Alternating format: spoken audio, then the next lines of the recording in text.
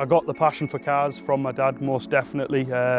He's 100% petrol head, even at 60 years old now. It's mostly what we always talk about. I've been interested in cars all my life. I mean, my brother's quite similar age to me, so it's all we ever spoke about as kids, really. My dad's the same. My dad always had nice cars. Even when we were struggling for money, we had nice cars somehow, you know. He had 190 Max, 300 E-Max, he had one 190 Cosworth. So when I was a kid, instead of playing with action figures and that, I was always in the car with my dad. My car before this baby was a E92 M3, probably the nicest car I've ever owned. Probably not a very good financial decision, but it's a tick in the box and I can say I've done it, you know. And car history, very varied. Nissan Micra, Corsa, 7 Series BM, Mark III Golf GTI, and now this bad boy. Well, the reason I always buy German cars is for the all-round package, if I'm honest. Japanese cars are nice, and I do get into a lot of arguments at work with guys who are Jap fans. I've got nothing against Japanese cars. I admire them for what they do. They brought power to the people. But I think if you're looking for an all-round machine, performance, style, reliability, German cars are in a league of their own. It started when I was about 15. My brother and my dad were running a newsagent, and we used to get the Golf Plus magazine and the Performance VW magazine. When I saw the covers of some of these magazines, some of the cars on there were absolutely stunning, as any 15-year-old teenager does. Obsessed with cars, you research more and more into it. And ever since then, you could probably call it the VDub bug. I think that's what they call it in the scene, you know. It bit me and it stuck, really. Well, the reason why I love this Mark V R32 so much is I think it's the perfect balance of a car. It's got enough power when you need it, 4-wheel drive for the winter, 5 doors so I can get the family in.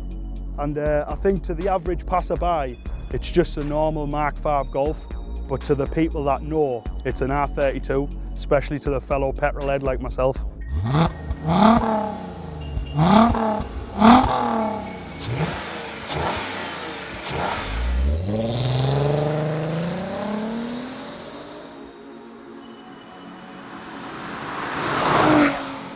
Yeah, specification on this car is a very well-spec'd R32. Anthracite wheels, it's the DSG with a flappy paddle gearbox, full leather interior, satellite navigation. It's got the newer satellite navigation with it being the 58 plate and the last of its model, RNS 510 sat nav. Apart from that, I've just put little bits onto it myself, really. A couple of carbon fibre bits, the stubby aerial and the flappy paddles on the steering wheel.